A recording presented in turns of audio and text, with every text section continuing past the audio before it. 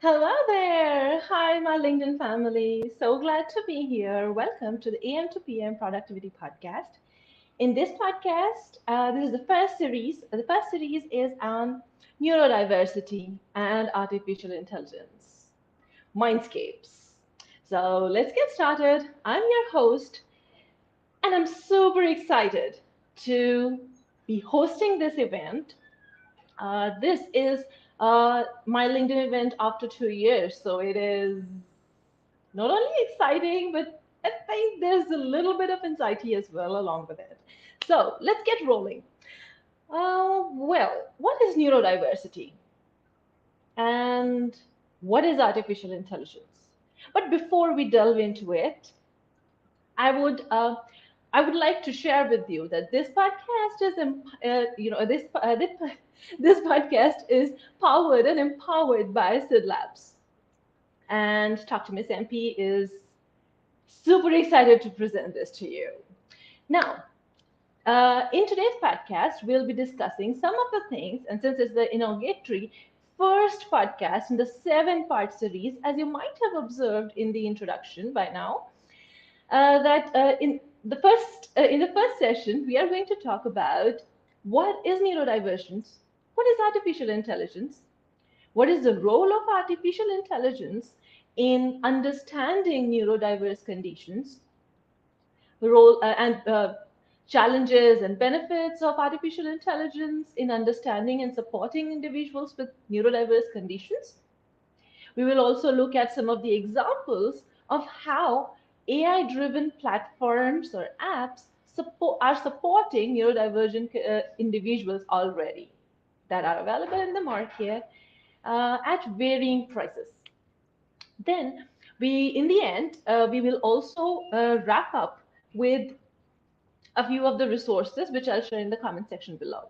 So let's get started. Now, what is neurodivergence? Neurodivergence is everything to do with the structure of your brain. Now, those people who have difference in their structure or binding of the neurons their brains perform differently. Now, this difference in the performance, this difference in the behavior, in the cognitive, behavior of the neurons. In the neural behavior creates divergence, creates we used to call, and in a way we can call anomalies, which has its own strengths and challenges. Now, when I say anomaly, it is something which is a crucial part of evolution, as we are all aware, I'm sure by now, right? That if for anybody to evolve, like for humans to evolve, we have to adapt. We gotta adapt. Otherwise, it's not gonna happen. Similarly, technology plays a major role in helping us understand ourselves better. And as we progress in understanding ourselves, we find the gaps. And that's where technology helps us bridge those gaps. Now, how do we leverage technology? How do we perform while using technology is upon us as individuals. So, uh, now again, sorry, coming back. Neurodivergence is an umbrella term. Now, if you go to the ground realities, as I have been to, I have been to indigenous communities in the central part of India. The place is called Bastar. It's one of the most primitive tribes in India. Then there are a lot of places across the globe where uh, I have had the opportunity to connect with people, with children, and I have had the opportunity to connect with people globally at forums who are at the forefront of creating awareness around neurodiversity. One such platform is one such place is Andy Gibbs Movement that you can go and check out. There's a huge group, and it's fun to really connect ourselves to a category, like another a brand that I'm a part of as a brand ambassador, my XXY, Chromodiversity Foundation. It also talks about similar issues, but at a more genetic level. Now, as we might or might not be aware, let me just highlight that these neurological differences can be a part of genetic differences, can happen because of genetic differences, they can happen because of the environment, or I apologize for the spelling mistake I just saw. Yeah. So coming back to the definition part. Now imagine neurodivergence is like that kaleidoscope where every human brings their own perspective, and that human perspective through human experience, human divergent experience, individual experience, because of lot of different factors add on to our neurodivergence. It's an umbrella term, though. So the the conditions which are included under this umbrella term are ADHD, we might have heard autism, which is being talked about quite often, and there are various examples that we can see across many media platforms. There are learning disabilities. There are medical disorders which can contribute to behavior which can or cannot be uh, discriminated based on neurodivergence and how we define neurodivergence as individuals. So coming back, there are learning differences, there are social differences. So the differences in behavior because of certain neural patterns in general defines neurodiversity. Now, what is artificial intelligence? Now, that's something that has been a very scary topic, I must say. Now, a lot of clients that I see come to me last few years. I would say in the last 2 years, I've observed that there's this growing fear around artificial intelligence. So I thought that let's first dive deep into understanding the definition of artificial intelligence. What is it? like something that and I have been a part of that pool too, where the name itself and the possibilities that the mind can imagine are numerous, and hence the fear. So, uh, so the scientific definition in general, it would say, is I'll read it out for you to so that I don't miss out on anything. The artificial intelligence scientifically is defined as a field of computer science that aims to develop systems capable of performing tasks that typically require human intelligence. Now, these tasks include learning from experiences, reasoning based on rules and logic, and adapting to new situations. Does it sound familiar? Now, AI systems are designed to analyze data, recognize patterns, make decisions, and solve problems without human intervention. Now, that's the deal, if that makes sense.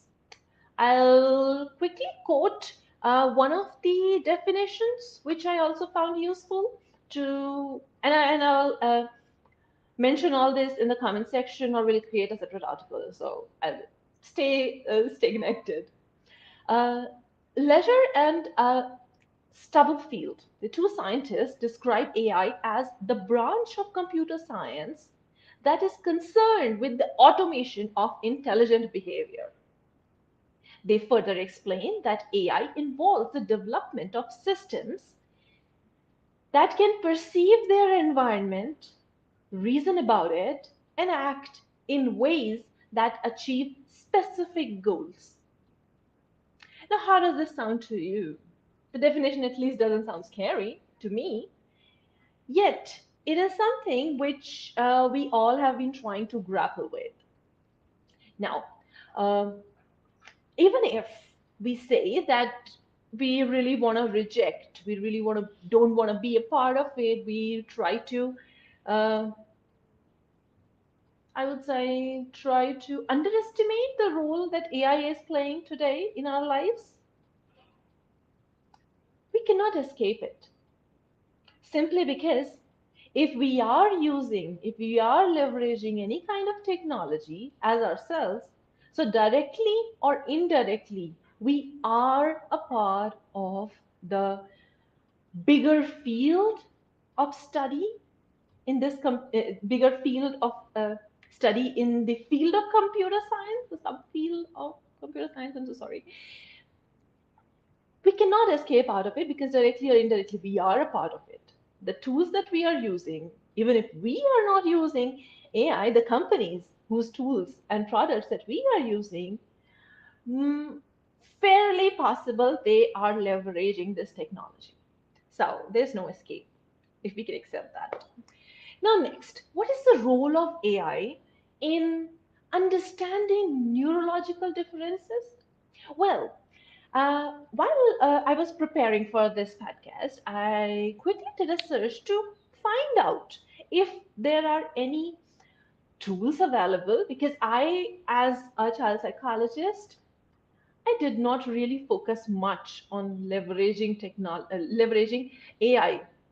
I must also accept that I was also initially quite reluctant to leverage technology, as I used to think that, oh, technology, we don't know what it is, it's a sophisticated thing, this, that. But then even the pen that we use is part of that big tech.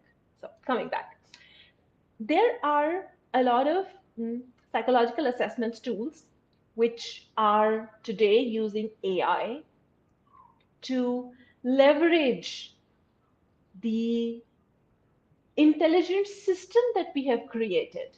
Now, when we are saying intelligent system, it has its own challenges and benefits. We will discuss that in the next segment. For now, let's continue with what is the role of AI in understanding neurological conditions. The first one, as I said, in psychological assessments, in medical assessments, AI is playing a role in helping us crunch. big data to help us narrow down on our understanding of what kind of behavior could lead to or is leading to what kind of conditions, and vice versa. So the next one, let's there's another example that I would like to share, which is brain imaging. Now, if you haven't heard of Daniel Amen, then I would highly recommend you to check out his work. He has done thousands of brain imaging, especially for ADHD on ADHD individuals, for ADHD individuals, and have come up with really authentic and deep findings in understanding the ADHD brain, role of narcotics, role of other drugs that we take, role of the holistic approach to understanding ADHD. So there's a lot that actually we can discuss within this sphere of mental health. Let's get going with the benefits and the challenges. First, we'll discuss some of the challenges. The first and foremost concern that seems to be disturbing most of us is the privacy concern. Now, how far is too far? And there are a lot of, one of them is Mozilla Firefox, which I'm also a part of. Mozilla Firefox festival that I usually take part in. And there are fun programs that they run, these campaigns that they run to raise awareness, to uh, catch hold of those gaps that could really benefit individuals while holding the data holders accountable for their behavior. Another concern is the ethical concern of really doing this type of work, where we are taking up data in, my God, I'm feeling stuck. It's like so much data that people like us who are neurodivergent in different ways are, they find it difficult to munch. We can really leverage these tools. However, how far is too far again?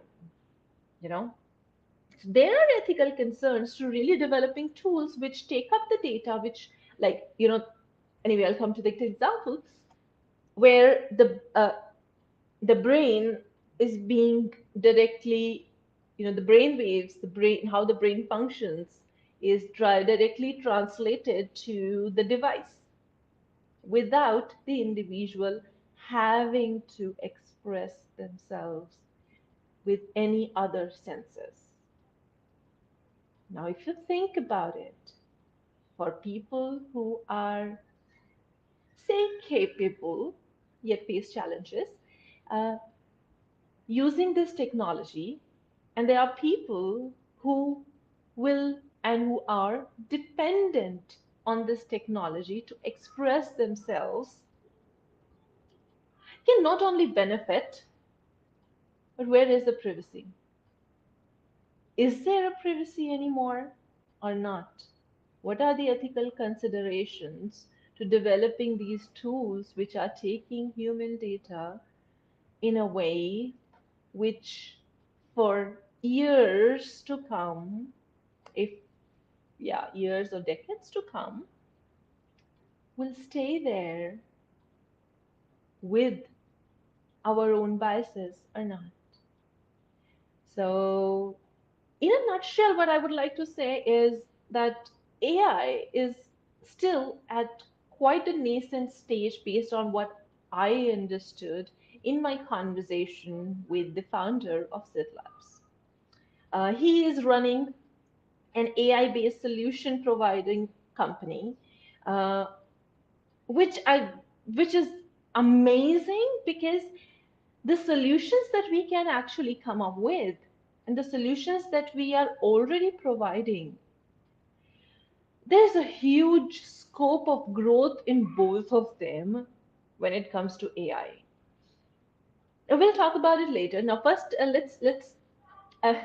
let's mention some of the benefits. Now, some of the benefits include uh, executive functioning skills. So, people who really struggle with executive functioning skills, AI is assisting them with tools. So, there are tools which use AI. Oh my God, it's the play of the language. So, the tools which leverage artificial intelligence as a technology to support individuals with executive functioning challenges, with sensory processing disorder, with autism, with ADHD, with dyslexia, dysgraphia, dyscalculia. I'll be sharing these real world examples in the comment section, and you can check them out to really see what are these tools, and if you have used these tools, please do share that with me. Would love to have a conversation. If you are ready, I'm here. I would love to listen to your experience of working with these tools. Now, just quickly recapping what we discussed in this segment, in the first inaugural series, thank you so much for joining me. And I can't thank you enough for being so patient with me. This new mother is a little anxious, and the hormones are surging in its own all different ways. So, coming back, let's quickly take a recap. For first and foremost thing, please don't forget to follow, subscribe, share, and engage with all of us. Yeah. Now, we quickly had a we quickly had an inaugural session. Now I quickly tried to introduce myself. You can go check out my you can go check out my LinkedIn profile to know more about me and more about the kind of work that I do. And please feel free to DM me or comment in on any of the posts. And I would love to have share a conversation so that we can support each other and create a community that could really assist us in this whole life and to create that future that we desire for. The next thing that we did after a brief introduction to the podcast, the AM to PM Productivity Podcast, is the definition. We tried to define neurodivergence. We tried to mention some of the conditions which are considered which are considered under the neurodivergence, which is ADHD, autism, learning disabilities, issues with social behavior, issues with sensory processing. Then we tried to discuss artificial intelligence. We tried to define artificial intelligence. Uh, then we quickly check on the role that AI is playing in understanding neurodivergent conditions. We will discuss more. So the benefits, the challenges, a few examples on what kind of conditions that uh, AI can assist us with. Then next we quickly wrapped up. So if you want, I can just quickly mention some of the apps that I have found to be uh, useful in a manner that I can say it's based on more on the secondary data than the primary data. So the apps for autism, if you have used any of them, please comment below. Please let me know what has your experience been like with these tools so that we can create better products for our children. Now, for autism, there are AI-based tools like Milo. You might have heard of it, Milo by Robokind. Brain Powers Empower Me, which uses Google Glass to, uh, in real time to help people who have issues deciphering social cues. So it does that thing marvelously in real time as per the reviews. AVA by AVA Robotics, it also does similar kind of work and especially works in the school setting. Does your school have a robo like this? Or do you know a school which uses such technology? Please share that in the comment section. Now, for sensory processing disorder as well, there are certain tools like Sesame Enable, Starkly Livivo, sorry, Livio, yeah, Starkey Livio. It's an AI hearing aid tool which really syncs the sensory part, and anyway, we'll discuss more in the next segment, in the next episode. The sensory friendly app by My City, which helps individuals find out the spots, the places, and the timings where, and other functions where individuals who have sensory processing disorder and in general looking for a quiet space or a sensory friendly space, they can check out that app and find out the nearby places that they can go to. For dysgraphia, there is a Got It Real writer and reader. Now, I found that quite interesting, the way they are functioning, the way they have uh, defined their product. They have also launched recently their product for dyslexia, so you don't really anymore have to worry about your spellings, and their autocorrect. They use their own patented uh, model of understanding human behavior, the social cues and the facial cues. It's really mind blowing, I must say. The next one is MindMeister. Another one for this one for dyscalculia. I mean, I'm dyscalculic, and I can't tell you this is a savior. Microsoft's Math Solver, which you can check it out. And then for ADHD, there are a lot of tools for ADHD, like Notion. Most of us have been using it. It really helps us organize. I mean, I was really anxious. It took me quite a lot of patience and acceptance that even though I really want to use this tool and it's perfectly fine to feel anxious about it. So slowly, gradually, I kept using it and I now love it like anything. It's like a notebook, you're carrying it everywhere. I mean, it's fun. So coming back, there's another app called Focus Timer. Many of the ADHDers are quite aware of it. There is Focus Mate, which is amazing in itself. Like, you can have a body double and then you can do your work. I found that body double honestly in ChatGPT recently.